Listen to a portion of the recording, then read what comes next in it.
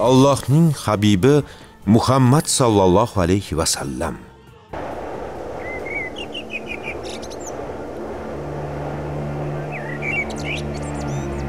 Uchinchi fasl 28-qism.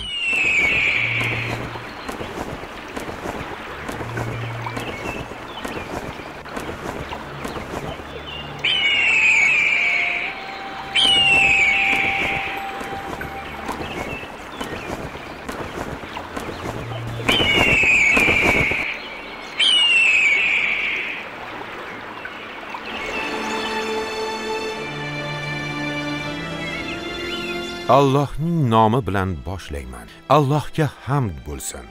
Allohning tanlab olgan va vahiy yuborgan Habib payg'ambari, biz uchun muallim bo'lgan va iymon yo'liga hidoyat qiladigan zot janobimiz Muhammad ibn Abdullohga Allohning salovati va salomi yog'ilsin. Biz hijratning 10-yilidamiz. Bu yil Rasululloh sallallohu alayhi va sallam uchun so'nggi yil bo'lib, ajallari yaqinlashib qolgan edi. Islom dinining 5-ustunini kamoliga yetkazish lozim edi. Ha, ey imom, odamlardan qodir bo'lganlarga Alloh uchun baytni haj qilmoq farzdir. Rasululloh Madinaga kelganlardan beri biror marta haj qilmagan edilar. Faqat hijratning 10-yili bir marta ana shu hajni ado qilganlar va bu vidolashuv haji deb nom olgan. Chunki u zot musulmonlar bilan vidolashganlar va bundan keyin haj qilmaganlar. Bu haj shuningdek yetkazish haji deb ham nomlandi. Chunki Rasululloh sallallohu alayhi va sallam odamlarga haj hukmlarini yetkazganlar. Ularga haj amallarini so'z bilan tushuntirib, amalda ko'rsatib berganlar.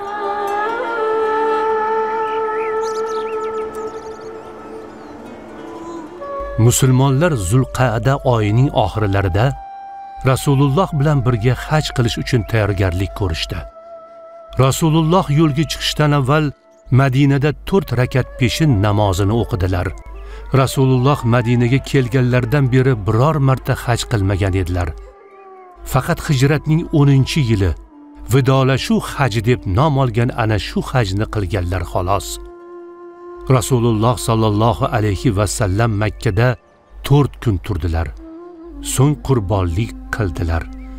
U zotdan keyin musulmonlar ham qurbonlik qilishdi. Keyin Minoga borib, u yerda peshin, asr, shom, xufton va bomdod namozini o'qidilar. So'ng Rasululloh vodiyning o'rtasiga keldilar. Rasululloh sallallohu alayhi va sallam musulmonlar ichida xutba qildilar. Musulmonlarning soni juda ham ko'p edi. Abbos va Robiya ibn Umayya ibn Xalaf barcha hojilar eshitishi uchun Rasululloh sallallohu alayhi va sallamning aytgan gaplarini baland ovozda takrorlab turishar edi. Nabiy sallallohu alayhi va sallam aytdilar: qonlaringiz va mollaringiz bir-birlaringizga bu muqaddas kun, bu muqaddas oy va bu muborak shahar kabi muqaddasdir. Bularga qilingan har qanday tajovuz haromdir. Ogoh bo'ling, johiliyat davridan qolgan hamma ishlar ushbu oyoqlarim ostida bekor bo'ldi. Johiliyatdagi qon davolari batamom bekor qilindi. Bekor qilganim ilk qon davosi esa Robiya ibn Horis ibn Abdul Muttalibning qon davosidir. U Bani Sa'dga emizish uchun berilgan bola edi. Huzayl qabilasi uni qatl qildi. Johiliyat davrining har turli ribosi bekor qilindi. İlk bor qilganim Abbos ibn Abdul Muttalibning ribosidir. Bular barchasi bekor bo'ldi. Ayollar borasida Allohdan qo'rqinglar. Siz ularni Allohning omonati sifatida olgansizlar. Allohning kalimasi ila ular sizlarga halol zavjaga aylandi. Sizlarning orangizda shunday narsani qoldirib ketyapmanki, agar uni mahkam tutsangizlar, mendan keyin aslo adashmaysizlar. Bu Allohning kitobi va mening sunnatimdir. Sizlar men haqimda so'ralasizlar, shunda nima deb javob berasizlar? Siz risolatni yetkazib, o'z vazifangizni ado etdingiz, bizga nasihat qildingiz. Guvohlik beramiz. Siz risolatni yetkazdingiz, burchingizni ado etdingiz va bizga nasihat qildingiz. So'ng ko'rsatkich barmoqlarni samoga ko'tarib, odamlarga ishora qilib, Allohim, o'zing guvoh bo'l. Allohim, o'zing guvoh bo'l dedilar. Habibim Allohning rasuli, u zot risolatni yetkazganlari, omonatni ado qilganlari, ummatga nasihat qilganlari va g'am tashvishni aritganlariga Allohni guvoh qildilar.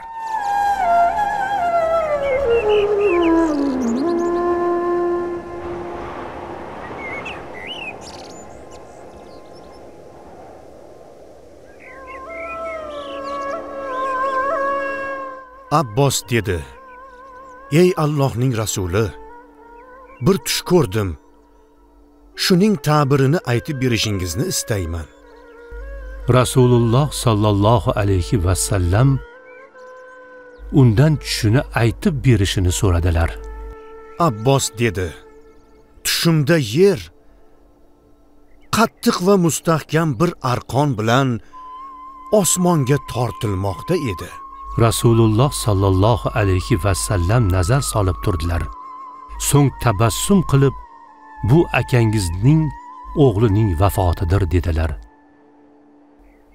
Abbos dedi: "Ota-onam, ahli oilam sizga fido bo'lsin, ey Allohning rasuli." So'ng Nabiy sallallohu alayhi va sallam ayollarining huzurlariga kirdilar. U zotda kasallikdan og'riq alomatlari namoyon bo'la boshladi. Keyinchalik o'sha kasallikdan vafot etadilar. Rasululloh sallallohu alayhi va sallamning kasalliklari kuchayib ketdi. U zotning boshlaridan 7 ta meshta suv quyishdi. Har suv quyishning orasida hushdan ketardilar. U zot musulmonlarga namoz o'qib berish uchun turishga harakat qilardilar, lekin kuchlari yetmasdi. Abu Bakr musulmonlarga imom bo'lib namoz o'qib bersin deya amr qildilar. Dushanba kuni ham keldi. Ummatning xotirasida qolgan eng og'ir kun. Bu kunda Nabiy sallallohu alayhi va sallamning ruhlari qabz qilindi. Bu kun u zot o'z ixtiyorlari ila Rafiqul A'loga rihlat qildilar. Dushanba kuni bomdod namozida Abu Bakr musulmonlarga imomlik qilayotgan edilar. Rasululloh sallallohu alayhi va sallam Oysha roziyallohu anhoning hujralaridan pardani ko'tarib musulmonlarga nazar soldilar. Ular saf-saf bo'lib namoz o'qiyotgan edilar. Nabiy sallallohu alayhi va sallam tabassum qildilar va pardani tushirdilar. Bu Rasululloh sallallohu alayhi va sallamning musulmonlar ko'rgan eng oxirgi tabassumlari edi. Bu kun u zotning dunyodagi oxirgi va oxiratdagi birinchi kunlari bo'ldi. O'zingizni bosing ey Amr. Allohning izni ila Rasululloh tez orada tuzaladilar. Bugun odamlarga xutba qilmadilarmi? Ha, qildilar ey Ummu Abdulloh. Bilasanmi, nima dedilar? U zot Alloh bir bandaga dunyo va Allohning huzuridagi narsadan birini tanlash ixtiyorini berdi. U esa Allohning huzuridagi narsani tanladi dedilar. Bu nima degani? Kim ekan o'sha banda? Abu Bakr xo'ngrab yig'lab yuborganda, o'sha banda kim ekanligini bildim. Hamma hayron edi. Bir-birlaridan Abu Bakrning xo'ngrab yig'lashiga sabab bo'lgan o'sha banda kim ekan deb so'rashar edi. Aytmoqchisizki, Ha, ey Ummu Abdulloh. Yer xazinalaridan ko'ra o'z Robbisini, so'ng jannatni, so'ng Robbisi bilan muloqotni ixtiyor etgan o'sha banda Rasulullohdirlar. Ha, Rasululloh sallallohu alayhi va sallam. Rasululloh sallallohu alayhi va sallam. Habibim, ey Allohning rasuli, ey Habibim, ey Allohning rasuli. Rasululloh sallallohu alayhi va sallam bu dunyoga qanday kelgan bo'lsalar, shunday tark etdilar. Mol mulk, dinor va dirham qoldirmadilar. Ortlaridan Fatimai Zahro raziyallohu anhodan boshqa o'g'il yoki qiz farzand qoldirmadilar. Qizlariga ham bir sir aytib, ahlimdan menga birinchi bo'lib qovushadigani sen bo'lasan dedilar. U zot vafot etdilar. Sovutlari esa Yahudiyda garovda edi. U zot ahli oilalarni taomlantirish uchun 3 so arpani garov evaziga olgan edilar. Bu esa Nabiy sallallohu alayhi va sallamni mol dunyo to'plashdan yiroq bo'lganlarini anglatadi. U zot o'zlaridan keyin hidoyat va iymonni, o'lmas ommaviy shariatni, buyuk merosni va ummatlarning eng yaxshisi bo'lgan bir ummatni qoldirib ketdilar. U zot sallallohu alayhi va sallam biz uchun namuna va o'rnakdirlar. Dunyoda mol-mulk to'plashga zarracha ham e'tibor bermadilar. Balki Allohga da'vat qilishda manfaatli ilm va to'g'ri yo'lni meros qilib qoldirdilar. Sizchi ey birodarim, Robbingizga yo'liqadigan kunda bu merosdan qanchalik nasibador bo'lasiz? Muhammadga Allohning salovati bo'lsin. U zotga Allohning salovati va salomi yog'ilsin. Muhammadga Allohning salovati bo'lsin.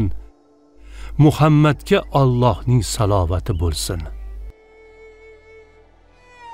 Nabiy sallallohu alayhi va sallam boshlarini ayollari Oyshaning tizzasiga qo'yib yotdilar. U zotni o'lim talvasasi egallay boshladi. U zotning oldilarida bir idishda suv bor edi. Qo'llarini suvga tiqib, u bilan yuzlarini artar va Allohdan o'zga iloh yo'q albatta. O'limning bir talvasasi bordir. Allohim, jon chiqar qiyinchiligida menga yordam ber derdilar. Payg'ambarimizning bemorliklari qattiq bosh og'rig'i bilan boshlandi. Sahobalar u zot sallallohu alayhi va sallamdan xavotir olayotganlarini bildilar. O'z ayollariga u zotning ustlaridan suv quyishni amr qildilar. Fazl ibn Abbosga muborak qo'llaridan ushlab masjidga olib borishini tayinladilar. Masjidga kirib minbarga o'tirdilar va ey odamlar, ansorlarga yaxshilik qilinglar. Yaxshilarga munosib yaxshilik bilan javob qaytaringlar. Yomonlarini kechiringlar dedilar. Oysha onamiz aytadilar: Payg'ambarimizning qo'llari pastga tushib ketdi. Boshlari ko'ksimga og'ir kelib qoldi. Shunda u zotning vafot etganlarini bildim. Nima qilishni bilmasdim.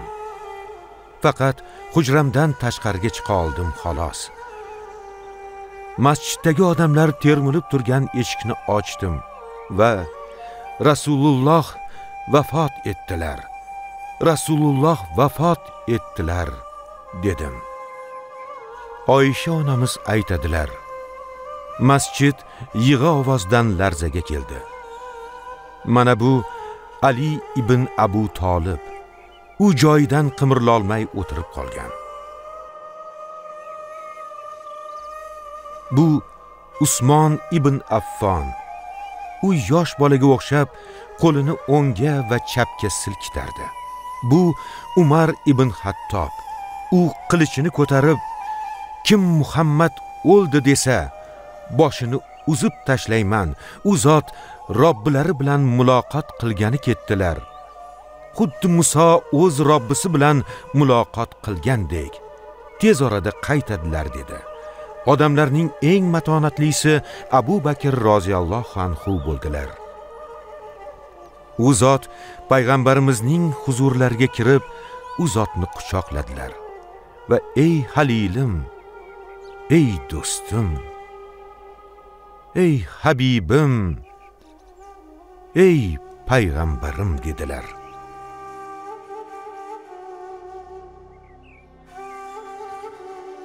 Nabiy sallallohu alayhi va sallamning peshonalaridan o'pdilar va tashqariga chiqdilar. So'ng, ey odamlar, kim Muhammadga ibodat qilgan bo'lsa, dar haqiqat Muhammad alayhissalom o'ldilar. Kim Allohga ibodat qilgan bo'lsa, albatta Alloh tirik, aslo o'lmaydi dedilar. So'ng Alloh taoloning ushbu oyatini o'qidilar. Muhammad ham bir payg'ambar xolos. Undan avval ham payg'ambarlar o'tgan. Agar u o'lsa yoki qatl qilinsa, orqangizga qaytasizmi? Kimki orqasiga qaytsa, Allohga hech zarar keltira olmas va Alloh shukr qiluvchilarni mukofotlar. Umar aytadilar: Allohga qasamki, bu oyatni birinchi marta eshitgandekman. Sahobalar raziyallohu anhum yig'ladilar. Madinadagi har bir xonadon o'lim musibatining ta'mini totdi. Nabiy sallallohu alayhi va sallam yashab o'tgan manzillar va bosib o'tgan yo'llardan yurganlarida sahobalarning ahvoli ne kechdi ekan-a? Bilal baland ovozda aytgan azonni Rasululloh sallallohu alayhi va sallam eshitmasalar o'zini qanday his qildi ekan? Rasulullohning suyuklilari Oysha va ko'z nurlari Fatima raziyallohu anhumoning ahvoli ne kechdi ekan? Payg'ambarimizning ikki sohiblari Abu Bakr va Umar qay ahvolda qolishdi ekan? Usmon, Ali, Abbos va Jafarning bolalari nima ahvolga tushdi ekan? Rasulullohning suyuklilarining suyukli o'g'li Usoma ibn Zaydchi? Payg'ambarimizning nuri didalari Fatima-i Zahro raziyallohu anha uchun bu og'ir kunlar qanday o'tdi ekan? U kishiga Rasulullohdan keyin u zot sallallohu alayhi va sallamga birinchi bo'lib qovushish xushxabarigina tasalli berdi. Fatima-i Zahro Rasulullohning farzandlari ichida tirik qolgan yagona yodgorliklari edi. Payg'ambarimiz vafotlari arafasida qizlariga yashirincha men dunyoni tark etyapman dedilar. Shunda qizlari yig'ladi. Tez orada sen menga qovushasan dedilar. Shunda qizlari kuldi. Dunyo va oxirat o'rtasidagi ayriliq ko'prigi uchun bo'lgan ushbu kulgu va ushbu yig'i ota va farzand o'rtasidagi samimiy muhabbat va xayrixohlikni ifoda etgan edi. Bir tomondan payg'ambar bashorati qizni xursand qilgan bo'lsa, ikkinchi tomondan otalik mehri uni mamnun qildi. Shuning uchun ayriliq soatida ham kuldi. Chunki tez orada uchrashish va'dasini olgan edi. Biz mana shu muborak yo'lning nihoyasiga yetib keldik. Garchi yo'l tugagan bo'lsa-da, siyrat aslo tugamaydi. Bu siyrat qiyomat kunigacha davom etadi. Chunki ushbu siyratning sohibi Javomiul Kalim sohibidir. U biz uchun go'zal o'rnak bo'lgan zotdir. Uning jismi Rafiqul A'loga intiqol qilgan bo'lsa-da, ruhi va siyrati biz bilan birga qolgandir. Shuning uchun musulmonlar Rasululloh sallallohu alayhi va sallamdan hech qachon ajralmaydilar. Chunki u zot o'zlarining siyratlari, sunnatlari va nafaslari ila musulmonlar orasida boqiy qoldilar. Ushbu nafaslarning eng yaqini u zot olib kelgan Alloh azza va jallaning kitobidir. Bu kitob nurdir. Biz uchun nur bo'lib keldi. U Parvardigorimizdan nur olib keldi. Ushbu siyratga quyidagi baytlar bilan xotima yasaymiz. So'ng oldin o'tgan barcha qismlarni birma-bir yodga olamiz. Alloh haqqi kunlar, oylar o'tsa hamki, sizga bo'lgan muhabbatim so'nmas bir zum. Do'stlar bilan majlislarda o'tirsam ham, qalbim ila shoshilaman zikringiz uchun. Salovat va salom yo'llab har lahzada yod etaman ham mahzun ham xursand chog'im. Parvo qilmam dunyodagi tashnalikka, havzingizdan suv ichsa bas shu dudog'im. Qani sizni ko'rish uchun topsam imkon, oyog'im qo'limga olib uchardim. Yoningizda bo'lib har lahza har on, ko'z yoshimla oyog'ingiz quchardim.